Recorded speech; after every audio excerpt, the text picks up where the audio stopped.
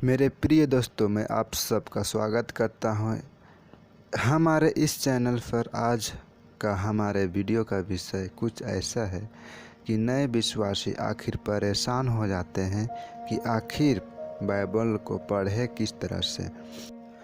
मैं बताना चाहता हूं कि जिस तरीके से आप पढ़ते हो यह गलत है, और आज हम उसी तरीके के बारे में बात करेंगे। तो वीडियो शुरू करने से पहले मैं आपके लिए एक वचन पढ़ना चाहता हूँ जो लिखा है यूहन्ना का 16 अध्याय 13 पद में। परंतु जब वह अर्थात सत्य का आत्मा आएगा तो तुझे यानी तुम्हें सब सत्य का मार्ग बताएगा, क्योंकि वह अपने ओर से ना कहेगा परंतु जो कुछ सुनेगा वही कहेगा और आने वाली बातें तुम्हें बताएगा। तो मेरे प्रिय दोस्तों, बात यहाँ पर एक बात साफ हो जाती है कि परमेश्वर का आत्मा हमें सारे ज्ञान से भरेगा।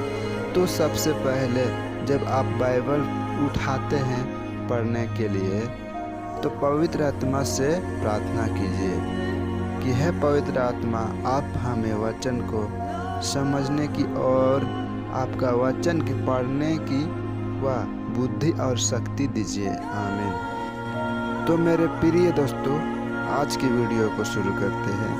सबसे पहले तो परेशानी है कि लोग बाइबल को पढ़ने के लिए पढ़ते हैं, ना कि उससे समझने के लिए पढ़ते हैं। लोग चाहते हैं कि वे एक दिन में बहुत कुछ पढ़ लें, पर नहीं। यदि आप एक व्यक्ति या एक वक्त में 4 रोटी खाते हो तो आप 8 खा जाओगे तो आपका ही नुकसान होगा। लोगों की समस्या है ये है कि वे बाइबल को एक अखबार की तरह पढ़ते हैं। वह चाहते हैं कि हम एक बार ही में सब कुछ याद कर लें, पर बाइबल का अध्ययन करना और उस पर मनन करना बहुत ज़रूरी है मेरे प्रिय दोस्तों, क्योंकि बाइबल में जो वचन लिखी है वो हमारे ही लिए है।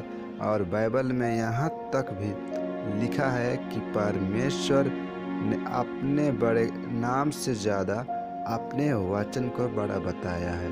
मेरे प्रिय दोस्तों, वचन पर ध्यान करना बहुत ज़रूरी है, वचन पर मनन करना बहुत ज़रूरी है, उसे सिर्फ पढ़ना नहीं। तो बाइबल को पढ़ने का सही तरीका ये कि आप एक वचन पढ़ें, सिर्फ एक नहीं। मैं कहता हूँ कि आप 2 या 3 या जितना याद रख सकते हैं उतना वचन को पढ़ें और उसे दिन भर मनन करें। आप कहीं भी जाते हैं, काम में जाते हैं या कहीं भी जाते हैं तो आप उसको मनन करें, और फिर शाम को प्रार्थना करने के समय बैठते हैं उस समय आप दोबारा उसे पढ़ें और उसे मनन करें। और अंत में उस वचन का इस्तेमाल कीजिए जो लिखा है यिर्मयाह 33 का 3 में, और वहाँ यह लिखा है कि मुझसे प्रार्थना कर और मैं तेरी सुनकर तुझे बड़ी बड़ी और कठिन बातें बताऊंगा जिन्हें तू अभी नहीं समझता। हाँ, और एक वचन है मत्ती 21 का 22, और जो कुछ तुम प्रार्थना में विश्वास से मांगोगे वह सब कुछ तुमको मिलेगा।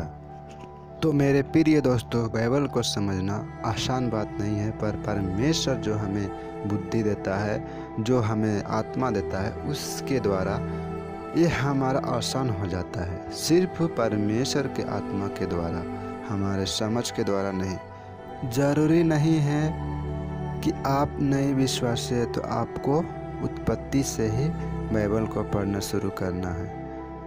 चाहिए आप कहीं से भी शुरू कर सकते हैं। धीरे धीरे जब आपको वचन का प्रकाशन मिलता जाएगा तो आपको सारी चीज़ें समझ में आती जाएगी। तो आप जहाँ से भी कोशिश करोगे तब आपको सारी चीज़ें अपने आप पता चलती जाएगी। कुछ लोग कहते हैं कि हम इतना बाइबल पढ़ चुके हैं और हम इतनी अध्याय पढ़ चुके हैं कि हमने इतनी सारे वचन पढ़े, उसका कुछ फायदा नहीं। जब आपने अध्ययन ही नहीं किया, आपने याद ही नहीं रखा और आप उस पर मनन ही नहीं किया, तो लोगों की ओर देखकर नहीं, परमेश्वर के वचन की ओर देखना है।